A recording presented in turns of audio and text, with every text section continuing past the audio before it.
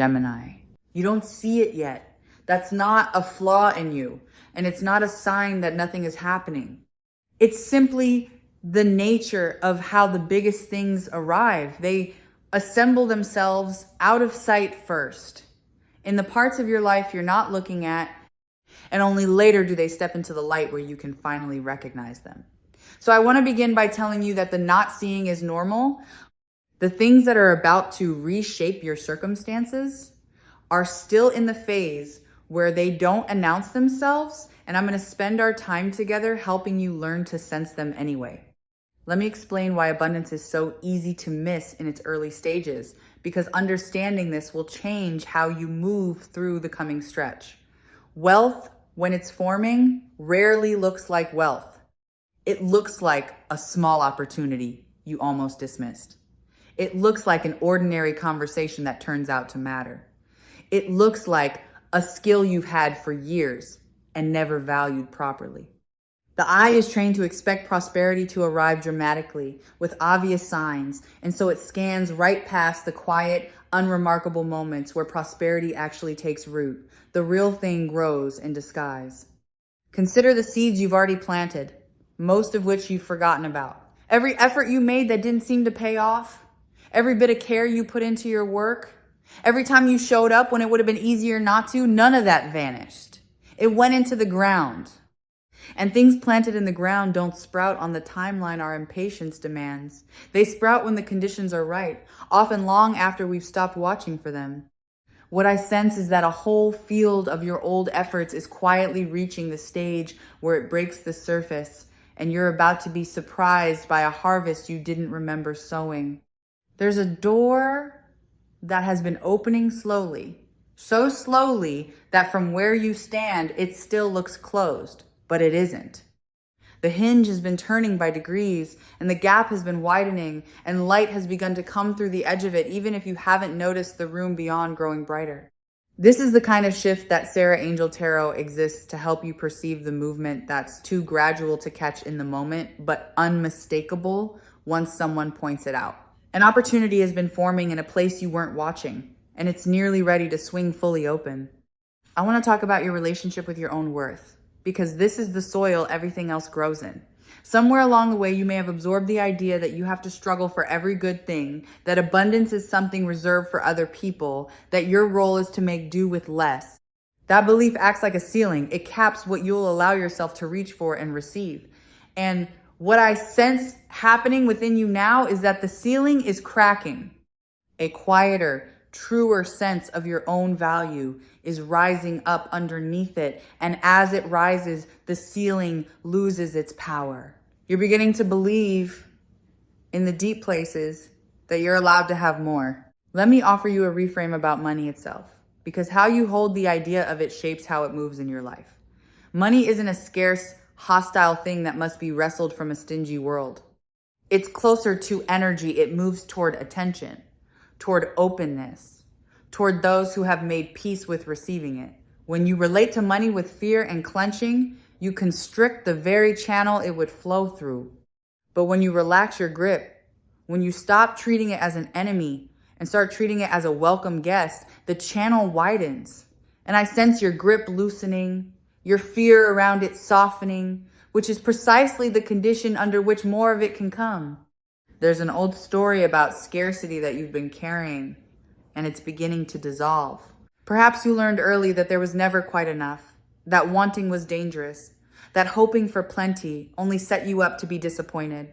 That story made sense once it protected you. It kept your expectations low enough to survive lean stretches. But it has outlived its usefulness, and part of what's happening now is that you're setting it down. As the scarcity story loosens its hold, a different story becomes possible, one in which there is enough, in which more is on its way, in which you get to stop bracing against lack. Look around at the resources already within your reach, because I sense there are assets in your life you've been overlooking. Not just money, but capacities, things you know how to do, connections you've made, knowledge you've accumulated, qualities in yourself that have real value in the world. You may have grown so used to these that you've stopped seeing them as valuable at all. but others don't see them the way you do. What feels ordinary to you can be precisely what someone else needs and is willing to pay for. Part of what's coming is a fresh recognition of the value you've been sitting on, a sudden awareness of gold in your own hands. Now let me describe a convergence, because what makes this stretch different isn't one single stream, but the way several separate streams are beginning to meet. There's the thread of your past efforts ripening. There's the thread of an opportunity forming. There's the thread of your own worth expanding, and there's the thread of your fear loosening. Each of these has been developing on its own, in its own corner of your life. And what I sense is that they're being drawn toward a single point where they'll join. When separate streams converge, they become a river, and a river has a force that no single stream possesses. That joining is what's approaching. There's a momentum that builds once abundance begins to move, and it's worth understanding so you'll recognize it when it starts. The first gains are often the hardest and the slowest because they have to overcome the inertia of a situation that's been stuck. But once things begin to move, they tend to move more easily. One good outcome creates the conditions for the next. A small success opens the door to a larger one. And what began as a trickle gathers into a steadier flow. I sense you're near the point where the initial inertia finally breaks and momentum takes over. Past that point, you'll find you have to push far less than you're used to because the thing has begun to roll under its own weight. Here's something crucial about readiness, because abundance requires a container able to hold it. It isn't enough for good things to arrive. You have to be capable of receiving them without immediately letting them slip through your fingers. And part of what's been happening in you, quietly, is an expansion of your capacity to receive. You're becoming someone who can accept good fortune without collapsing under guilt about deserving it, without self-sabotaging it away, without insisting there must be a catch. That growing capacity is invisible from the outside, but it's the difference between abundance that arrives and leaves and abundance that arrives and stays. I sense that some of what's coming will arrive through an unexpected channel, and I want you to keep your peripheral vision open. The mind likes to decide in advance where good things will come from. It fixes on one source, one plan, one anticipated route, and then waits there. But abundance is playful and often enters through the side you weren't guarding. It may come through a person you didn't expect to matter, an avenue you'd written off, a direction you'd never considered. So hold your plans loosely. Let the good come however it wants to come. Rather than insisting it, use the door you left open for it. I sense a figure of support somewhere in this picture, someone who sees your value and is inclined to help you rise. It may be a person already in your life whose regard for you runs deeper than you've realized, or someone not yet arrived who will take a genuine interest in your prospects. Almost no one climbs entirely alone. There's usually a hand extended at some crucial moment by someone who believes in what you're doing. So keep yourself open to allies. The person who could open a significant door for you may be nearer than you think, and their willingness to champion you is part of the quiet architecture being assembled on your behalf. Let me speak about flow, because there's a paradox in prosperity that's worth understanding. The people who hold money most tightly, who hoard and clench and refuse to let any of it move, often find it stagnates around them. And those who let it flow, who spend wisely, give generously, keep it circulating, often find more of it flows back. Abundance likes movement. It likes to be part of a current rather than trapped in a still pool. And I sense in you a natural generosity that once you have more, will become part of what keeps more coming.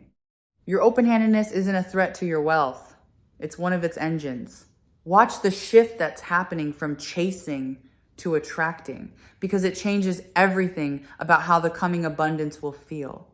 For a long time, you may have felt you had to pursue every opportunity, hustle for every gain, run yourself ragged, reaching for things that stayed just out of grasp. That exhausting mode is ending. What replaces it is a quality of attraction, a state in which good things begin to come toward you rather than requiring you to chase them down. It's the difference between running after a bus and having the car pull up to your door. Less effort, better results. That reversal is settling into place. There's something you've dismissed that's about to reveal its value, and I want you to reconsider it. Somewhere in your life, there's a thing you've undervalued, an idea you shelved, a talent you didn't take seriously, a possession or a piece of knowledge or a project you set aside as unimportant.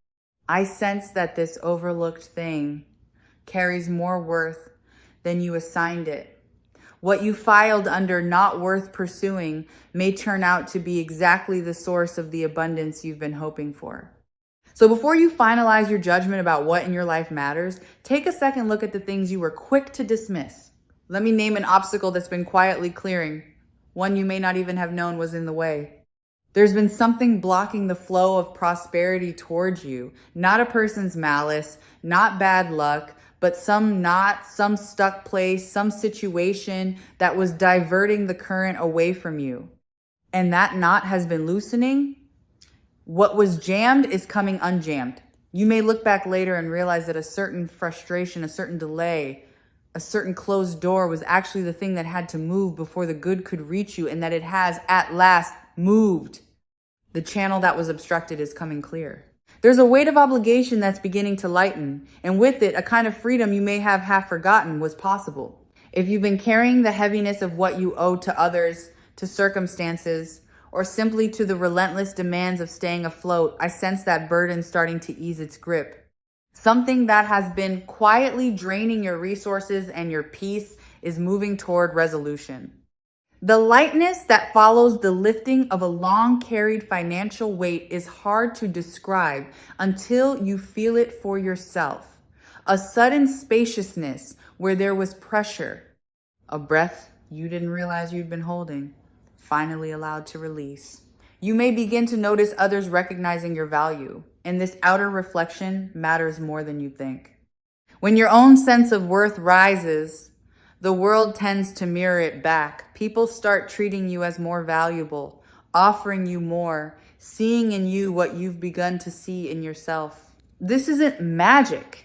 It's that we unconsciously teach others how to value us by how we value ourselves. And as your inner valuation climbs, the signals you send change and the responses you receive change with them. I sense this mirror beginning to reflect a higher image of you back into your own life, in the form of better offers and greater respect. The worth of what you offer is being repriced upward, and you may soon be compensated at a level that finally matches your actual value. For a long stretch, you may have been undervalued, giving more than you received, accepting terms that were set during leaner and less confident days, quietly settling for less than your contribution deserved. That era of underpricing yourself is drawing to an end. As your own sense of worth rises and the world's recognition rises with it, the exchange rate on your time and your effort improves. The same work that once brought little begins to bring more, not because you're doing more of it, but because you're finally being valued rightly for what it's worth. I sense the possibility of more than one source of abundance opening, rather than everything continuing to depend on a single channel. There's a particular kind of security that arrives when your prosperity is no longer balanced on one narrow point, when opportunity flows from several directions at once, so that no single disappointment can undo you. And I sense your sources beginning to multiply. A second stream forming alongside the first, perhaps a third taking shape quietly behind it. This widening of where your good comes from is one of the truest marks of a real shift, because it turns a fragile arrangement into a resilient one, a single thread into a woven cloth that can hold real weight. Here's a tender surprise about the shape the abundance will take. It may look different from what you pictured, and better. We tend to imagine prosperity in the specific forms we've fixated on: a particular amount, a particular source, a particular kind of win. But the universe often has a more generous imagination than we do. What arrives may not match your mental picture exactly, and in your first moment of surprise, you might almost miss it because it came in an unfamiliar shape. Don't let the unexpected form fool you about the value.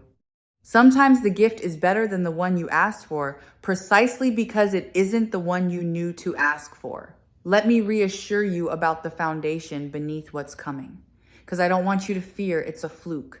What I sense forming has roots. It isn't a lucky lightning strike that flashes once and vanishes, leaving you back where you started. It's more like the slow arrival of a season, something with staying power, something built on the real substance of your efforts and your growth. And because it has roots, it can be built upon. This isn't a windfall that disappears through your fingers. It's the beginning of a more prosperous chapter, a shift in your baseline rather than a momentary spike. The ground under your feet is genuinely changing. There's a deepening in your ability to hold wealth that I want to acknowledge, because receiving and keeping are two different skills. Some people can attract money but can't retain it. It comes and then leaks away through poor stewardship or a subconscious belief that they don't deserve to keep it. What I sense in you is a maturing of your relationship with abundance, a growing steadiness that will let you not only receive what's coming, but keep it, tend it, let it grow. You're becoming a better custodian of your own prosperity. And that means the good that arrives won't just pass through you. It will accumulate, compound, and build into something lasting. I want to speak about the lightness that's returning to your relationship with money, because you may have forgotten it could feel easy. If you spent a long stretch under financial strain, money can become a source of constant low-grade dread, a thing you're afraid to look at, a weight on every decision. That heaviness takes a toll you stop noticing because it becomes the background of everything. But I sense that weight beginning to lift. There's a lightness coming back, the ability to think about your finances without your stomach tightening, the return of a certain ease and even playfulness around money. That relief is its own form of wealth, and it's on its way. This shift from strain to ease is something Sarah Angel Tarot returns to again and again, because so many people carry money fear long after the circumstances that caused it have passed. The dread becomes a habit that outlives its reason. And part of the work of a moment like this is noticing that the old fear is running on inertia rather than reality. That the lean times which taught you to worry are giving way to something more generous, and your nervous system is simply slow to catch up. Give it permission to catch up. The strain is ending, even if your body hasn't fully believed it yet. Let me talk about trust and timing, because your impatience, understandable as it is, can work against you here. When we want something badly, we tend to grip the timeline, demanding that it arrive by a certain point and reading its absence as failure. But abundance has its own schedule, and the forcing of it often only creates tension that constricts the flow. What serves you better is a kind of relaxed trust, a confidence that it's coming combined with a willingness to let it come at its own pace. Plant, tend, and then allow. The allowing is not passive. It's an active trust that keeps you open rather than clenched while the good makes its way to you. I want to address directly and warmly the question of whether you deserve this, because I sense the doubt in you. Some part of you may wonder if you've earned the right to abundance, whether you've worked hard enough, been good enough, suffered enough to qualify. Let me relieve you of that entirely. Deserving isn't a hurdle you have to clear through sufficient struggle. You are worthy of prosperity simply as you are, by virtue of being a person alive in the world with needs and hopes and a life to build. You don't have to earn your way into the good through more suffering. The suffering was never the price. You're allowed to receive out of grace, not just out of exhaustion. There's a ripple effect to your coming abundance that I find genuinely beautiful. What flows to you doesn't stop with you. As your circumstances improve, you gain the capacity to lift others, to be generous, to help, to create opportunities for people around you who are still where you used to be. Your prosperity becomes a source of prosperity for others. And knowing this can dissolve any lingering guilt about receiving, because you're not taking from a fixed pie. You're becoming a node through which good flows outward. The more that comes to you, the more you'll have to give. And the giving will make the whole thing feel not just fortunate, but meaningful. Some of what flows to you may arrive through your connection to the good fortune of others, and this is worth keeping an eye on. We don't prosper in isolation. We're woven into a web of relationships. And when good things happen to those we're linked with, the benefits often ripple outward to reach us too. Someone's success, a collaborator's win, the rising tide of a person whose path is tangled with yours can lift you along with it. So don't measure your prospects only by your own solitary effort. Part of the abundance approaching may come to you sideways, carried in on the current of someone else's flourishing. Let me point to a decision that will be yours to make when the opportunity arrives, because abundance often comes bundled with a choice. There may be a moment ahead where you're offered something, or where a path opens, and you'll have to say yes to step toward it, to claim it, to allow it into your life. And I raise this because sometimes at the very threshold of receiving, fear whispers that it's safer to stay where you are, to not risk the disruption that good fortune brings. Don't let that whisper win. When the moment comes to accept what you've been hoping for, accept it. Your yes is the final piece the whole thing has been waiting for. I sense a particular gift in your capacity to recognize opportunity, one that's sharpening right now. Part of what's shifting isn't just your circumstances, but your perception. You're becoming quicker to spot the openings, more attuned to the possibilities hiding in ordinary situations. Where you might once have walked past a chance without noticing it, you're developing an eye that catches it. This sharpened perception is itself a form of wealth, because the world is always offering more than we register, and those who can see the offers are the ones who receive them. Your sight is clearing. And clear sight in a world full of opportunity is nearly as good as luck. There's a steadiness I want you to cultivate as the good begins to arrive, because sudden change of any kind, even welcome change, can be disorienting. When prosperity comes after a long, lean stretch, it can almost feel unreal, even uncomfortable, and there's a temptation to distrust it or to spend it away quickly out of a subconscious discomfort with having it. I'd encourage you instead to breathe, to let it settle, to give yourself time to grow accustomed to a new normal. You can hold this. You can adjust to having more. The discomfort of unfamiliar good fortune passes, and on the other side of it is a new baseline you'll come to feel entirely at home in. Let me name the freedom that abundance is really about, because money itself was never the point. What you've truly wanted, underneath the wanting of wealth, is what wealth makes possible: the freedom to breathe, to choose, to stop being trapped by lack, to build a life on your own terms, rather than under the constant pressure of necessity. And that freedom is what's approaching.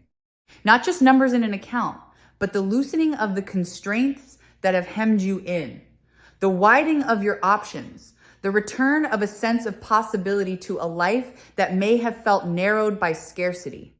The real gift is the room to live more fully, and that room is opening. There's a difference between surviving and thriving that I want you to feel in your body, because you're in the process of crossing from one into the other. Survival is a narrow mode. It keeps you fixed on the next necessity, the next demand, the next scramble to get through, with no room left over for anything but endurance. Thriving is wider. It's the state in which your needs are met and there's something beyond them. Margin to breathe, resources to spare, the freedom to think past mere getting by toward what you'd actually like to build. I sense you moving out of the narrow corridor of survival and into the more open country of thriving, where the question changes from how do I make it through to what would I like to create. I want to reflect on the resilience you've shown to get here, because it hasn't been for nothing. You've weathered stretches that were genuinely hard. You kept going when the returns were invisible. You maintained some thread of hope, or at least persistence, through times that tested you. That resilience wasn't wasted. It built something in you, a strength and a steadiness that will serve you well when the abundance arrives. You're not receiving this as someone untested. You're receiving it as someone who has earned, through endurance, the wisdom to handle it well. The hard chapters were not detours. They were preparation. I sense a delayed recognition making its way toward you, a reward for something you did well that wasn't properly acknowledged at the time. Our best work isn't always rewarded in the moment. It gets overlooked, undervalued, or simply outpaced by circumstances that had nothing to do with its quality, But value has a way of being recognized eventually, and I sense that some contribution of yours, some effort or quality that once went unrewarded, is about to receive its due at last. What you gave that seemed to pass unnoticed was noticed after all, and the acknowledgement along with the abundance that tends to travel with it is finally catching up to what you earned. There's a quality of unexpectedness I want to prepare you for, a sense in which the good may arrive faster than the logical mind can explain. Abundance doesn't always follow the neat, gradual path of cause and effect. Sometimes it leaps, arriving in a way that seems to skip several expected steps, showing up before you'd calculated it could. When this happens, the analytical part of you may struggle to trust it precisely because it can't trace the mechanism. Let yourself trust it anyway. Not everything good has to be explainable to be real. Some of what's coming will arrive by routes too complex to map, and its unexplainability doesn't make it any less yours. Let me touch on the confidence that's growing in you, because it's a quiet engine of everything else. As you begin to sense that your circumstances are shifting, a different posture settles into you. You stand a little taller, ask for a little more, believe a little more firmly in your own prospects. And that confidence is self-reinforcing because the world responds to it, offering more to those who carry themselves as though they expect good things. I sense this upward spiral beginning, confidence drawing, opportunity feeding, confidence, the whole thing lifting you higher than either could alone. You're stepping into a version of yourself that assumes abundance rather than bracing against lack. I want to speak to the patience your situation may still require, and to frame it rightly. You may not be at the moment of full arrival yet. You may be in the stretch just before where the signs are gathering, but the thing itself hasn't landed. This in between can be the hardest part because you can sense that something's coming without being able to hold it yet. But this stretch is not empty waiting. It's the final assembly, the last positioning of pieces before they lock into place. Trust the in-between. It's not a sign that nothing's happening. It's the pregnant pause right before the good becomes visible and real. There's a permission I want to extend to you because I sense you've been withholding it from yourself. Permission to want more without shame. Somewhere you may have learned that wanting abundance is greedy, that being content with little is more virtuous, that desiring wealth makes you somehow lesser. But there's nothing shameful about wanting a life of ease and possibility. Wanting more resources so you can live more freely and give more generously is not greed. It's a natural and healthy reaching toward fullness. Give yourself permission to want it openly. The wanting, freed from shame, becomes a clean and powerful magnet rather than a guilty secret you half suppress. There's a power in asking that you may be about to discover, because a great deal of abundance goes unclaimed for no reason other than that it was never requested. People leave money and opportunity on the table, not from any lack of worth, but from a reluctance to ask, to name their price, to request what they're owed, to say plainly what they want and let it be heard. I sense you growing more willing to ask, more comfortable stating your value out loud without apology. And this alone can unlock resources that were always available, but never activated. The request you've been rehearsing without quite making may turn out to be the very key that opens the next door. Let me describe how you'll know the shift is truly underway, because there are signs you can watch for. It often begins with small confirmations, an unexpected bit of good fortune, a sum that arrives from an unforeseen place, an opportunity that materializes, a door that opens a crack. These small signs are the leading edge of the larger shift, the first drops before the rain. So when they come, don't dismiss them as coincidence or too minor to matter. Notice them, welcome them, let them build your faith that the bigger abundance is real and on its way. The small confirmations are how the invisible starts becoming visible. I sense that your generosity of spirit, even in lean times, has been quietly building goodwill that's about to return to you. The ways you helped others when you had little, the kindness you extended without expecting repayment, the times you gave from a place of scarcity rather than surplus. These acts created a kind of credit in the deeper economy of things. And I sense that credit coming back around, arriving as support, as opportunity, as unexpected help from directions you'd forgotten you'd sown into. What you gave when it was hard to give is returning to you now, often multiplied, often through people and channels you wouldn't have predicted. Let me offer you a quiet practice that amplifies everything approaching. Gratitude for what is already good. It can sound too simple to matter, but appreciation works like a multiplier on abundance. When you turn your attention to what you already have, the small sufficiencies, the unremarked comforts, the ordinary blessings you stop noticing, you shift into the very state that draws more towards you. Complaint keeps you fixed on absence.